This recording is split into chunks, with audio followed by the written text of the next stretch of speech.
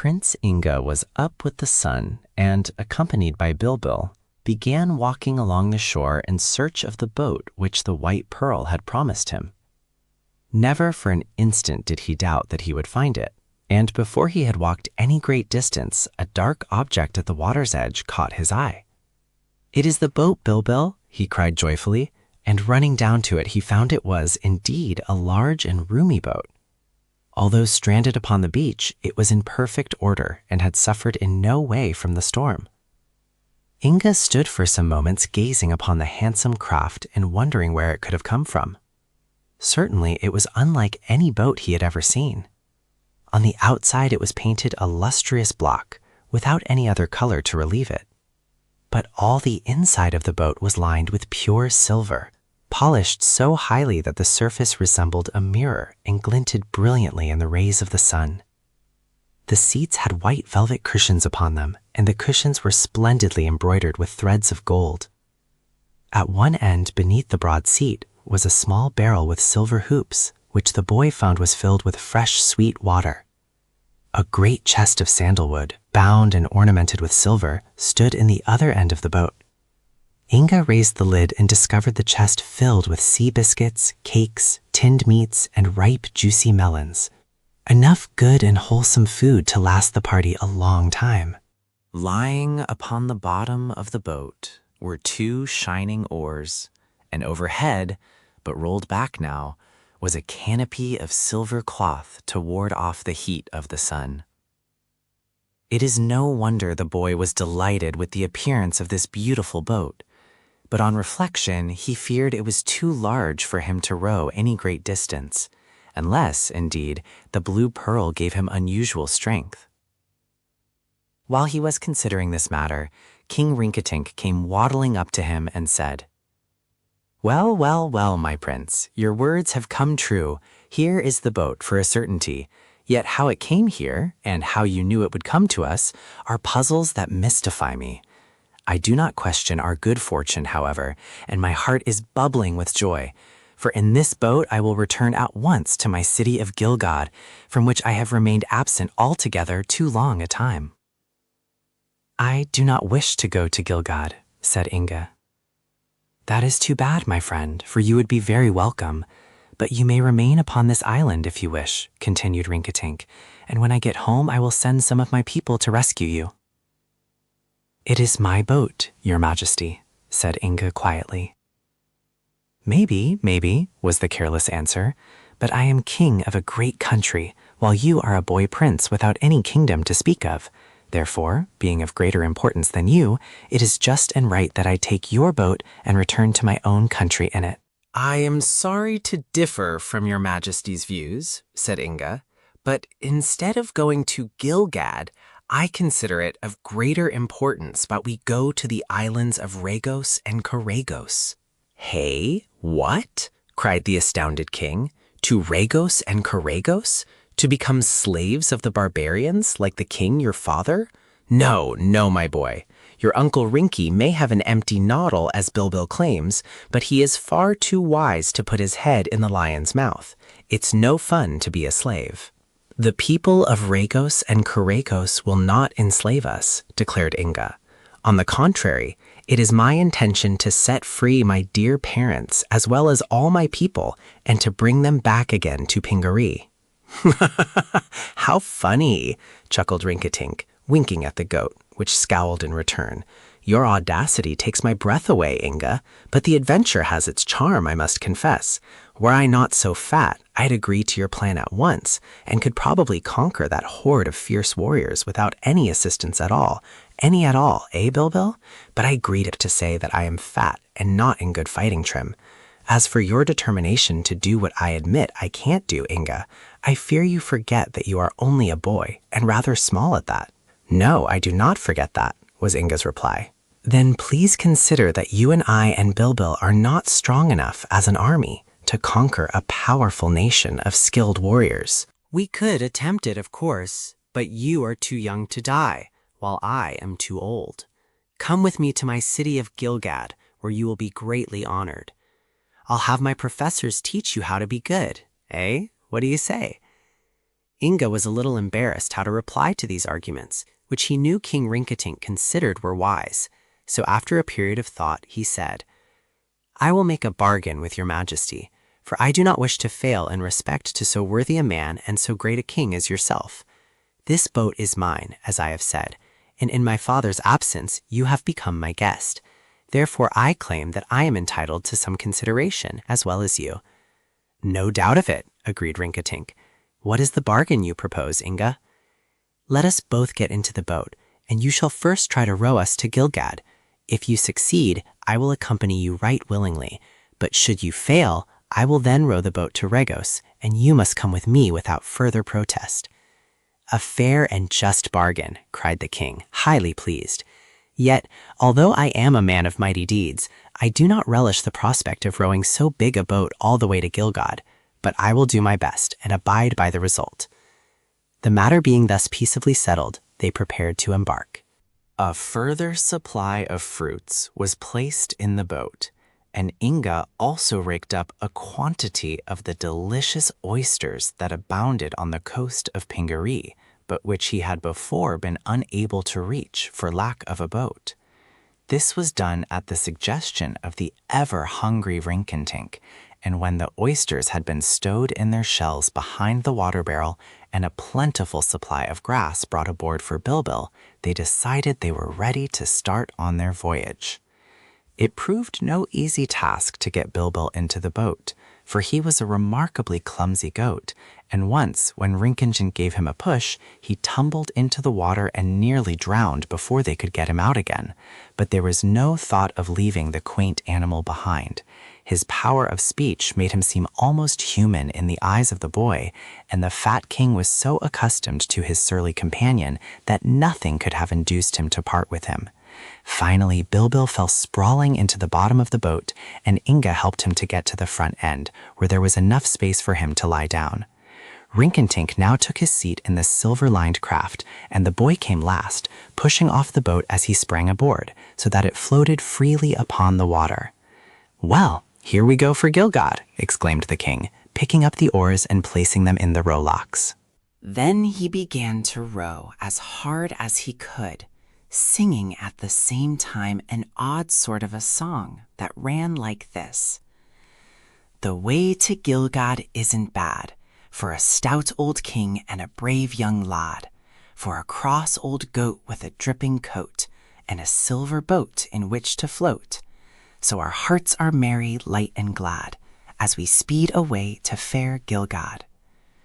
"Don't, Rinkitink, please don't. It makes me seasick," growled Bilbil. Rinkitink stopped rowing, for by this time he was all out of breath, and his round face was covered with big drops of perspiration. And when he looked over his shoulder, he found to his dismay that the boat had scarcely moved a foot from its former position.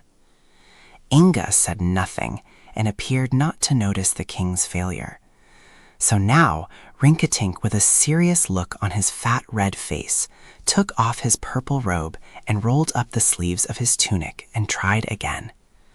However, he succeeded no better than before, and when he heard Bilbil give a gruff laugh and saw a smile upon the boy prince's face, Rinkitink suddenly dropped the oars and began shouting with laughter at his own defeat.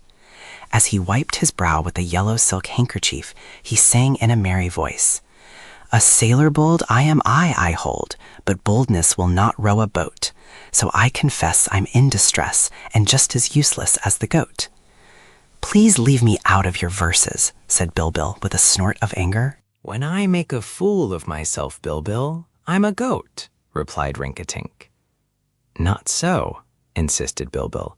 "Nothing could make you a member of my superior race." "Superior? Why, Bilbil, a goat is but a beast, while I am a king." "I claim that superiority lies in intelligence," said the goat. Rinkitink paid no attention to this remark, but turning to Inga, he said, "We may as well get back to the shore, for the boat is too heavy to row to Gilgad or anywhere else.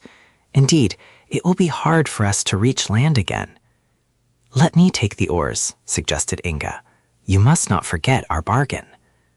"No, indeed," answered Rinkitink. "If you can row us to Regos or to any other place, I will go with you without protest." So the king took Inga's place in the stern of the boat, and the boy grasped the oars and commenced to row. And now, to the great wonder of Rinkitink, and even to Inga's surprise, the oars became light as feathers as soon as the prince took hold of them. In an instant, the boat began to glide rapidly through the water, and seeing this, the boy turned its prow toward the north. He did not know exactly where Regos and Koragos were located, but he did know that the islands lay to the north of Pingaree, so he decided to trust to luck and the guidance of the pearls to carry him to them. Gradually, the island of Pingaree became smaller to their view as the boat sped onward, until at the end of an hour they had lost sight of it altogether and were wholly surrounded by the purple waters of the Nonestic Ocean. Prince Inga did not tire from the labor of rowing. Indeed, it seemed to him no labor at all. Once he stopped long enough to place the poles of the canopy in the holes that had been made for them in the edges of the boat, and to spread the canopy of silver over the poles, for Rinkitink had complained of the sun's heat. But the canopy shut out the hot rays and rendered the interior of the boat cool and pleasant. "This is a glorious ride," cried Rinkitink as he lay back in the shade. "I find it a decided relief to be away from that dismal island of Pingaree." "It may be a relief for a short time," said Bilbil, "but you are going to the land of your enemies, who will probably stick your fat body full of spears and arrows." "Oh, I hope not," exclaimed Inga, distressed at the thought. "Never mind," said the king calmly. "A man can die but once, you know, and when the enemy kills me, I shall beg him to kill Bilbil also, that we may remain together in death as in life." "They may be cannibals, in which case they will roast and eat us," suggested Bilbil, who wished to terrify his master. "Who knows?" answered Rinkitink with a shudder. "But cheer up, Bilbil. They may not kill us after all, or even capture us, so let us not borrow trouble.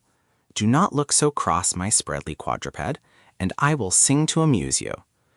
"Your song would make me more cross than ever," grumbled the goat. "Quite impossible, dear Bilbil. You couldn't be more surly if you tried, so here is a famous song for you." While the boy rowed steadily on and the boat rushed fast over the water, the jolly king, who never could be sad or serious for many minutes at a time, lay back on his embroidered cushions and sang as follows. "A merry maiden went to sea, sing turl oorl itty doo. She sat upon the captain's knee and looked around the sea to see what she could see, but she couldn't see me. Sing turl oorl itty doo." How do you like that, Bilbil? "I don't like it," complained the goat. "It reminds me of the alligator that tried to whistle." "Did he succeed, Bilbil?" asked the king. "He whistled as well as you sing." "Ha ha ha, heek eek eek," chuckled the king. "He must have whistled most exquisitely, eh, my friend?" "I am not your friend," returned the goat, wagging his ears in a surly manner. "I am yours, however," was the king's cheery reply, "and to prove it, I'll sing you another verse." "Don't, I beg of you." But the king sang as follows. "The wind blew off the maiden's shoe, sing tooral looral illy doo, and the shoe flew high to the sky so blue, and the maiden knew 'twas a new shoe too, but she couldn't pursue the shoe, 'tis true, sing tooral looral illy doo." Isn't that sweet, my pretty goat? "Sweet, do you ask?" retorted Bilbil. "I consider it as sweet as candy made from mustard and vinegar. But not as sweet as your disposition, I admit. Ah, Bilbil, your temper would put honey itself to shame." "Do not quarrel, I beg of you," pleaded Inga. "Are we not sad enough already?" "But this is a jolly quarrel," said the king, "and it is the way Bilbil and I often amuse ourselves. Listen now to the last verse of all. The maid who shied her shoe now cried, sing tooral looral illy doo. Her tears were fried for the captain's bride, who ate with pride her sobs beside, and gently sighed, I'm satisfied, sing tooral looral illy doo." "Worse and worse," grumbled Bilbil with much scorn. "I am glad that is the last verse, for another of the same kind might cause me to faint." "I fear you have no ear for music," said the king. "I have heard no music as yet," declared the goat. "You must have a strong imagination, King Rinkitink, if you consider your songs music." Do you remember the story of the bear that hired out for a nursemaid? I do not recall it just now, said Rinkitink with a wink at Inga. Well, the bear tried to sing a lullaby to put the baby to sleep. And then, said the king, the bear was highly pleased with its own voice, but the baby was nearly frightened to death. Ha ha ha ha ha! Hoo hoo hoo! You are a merry rogue, Bilbil, laughed the king. A merry rogue in spite of your gloomy features. However, if I have not amused you, I have at least pleased myself, for I am exceedingly fond of a good song, so let us say no more about it. All this time the boy prince was rowing the boat. He was not in the least tired, for the oars he held seemed to move of their own accord. He paid little heed to the conversation of Rinkitink and the goat, but busied his thoughts with plans of what he should do when he reached the islands of Regos and Koragos and confronted his enemies. When the others finally became silent, Inga inquired, "Can you fight, King Rinkitink?" "I have never tried," was the answer. "In time of danger I have found it much easier to run away than to face the foe." "But could you fight?" asked the boy. "I might try, if there was no chance to escape by running. Have you a proper weapon for me to fight with?" "I have no weapon at all," confessed Inga. "Then let us use argument and persuasion instead of fighting." For instance, if we could persuade the warriors of Regos to lie down and let me step on them, they would be crushed with ease. Prince Inga had expected little support from the king, so he was not discouraged by this answer. After all, he reflected, a conquest by battle would be out of the question, yet the White Pearl would not have advised him to go to Regos and Koragos had the mission been a hopeless one. It seemed to him, on further reflection, that he must rely upon circumstances to determine his actions when he reached the islands of the barbarians. By this time, Inga felt perfect confidence in the magic pearls. It was the White Pearl that had given him the boat, and the Blue Pearl that had given him strength to row it. He believed that the Pink Pearl would protect him from any danger that might arise, so his anxiety was not for himself, but for his companions. King Rinkitink and the goat had no magic to protect them, so Inga resolved to do all in his power to keep them from harm. For 3 days and 3 nights the boat with the silver lining sped swiftly over the ocean. On the morning of the 4th day, so quickly had they traveled, Inga saw before him the shores of the 2 great islands of Regos and Koragos. "The pearls have guided me aright," he whispered to himself. "Now, if I am wise and cautious and brave, I believe I shall be able to rescue my father and mother and my people." The Twin Islands.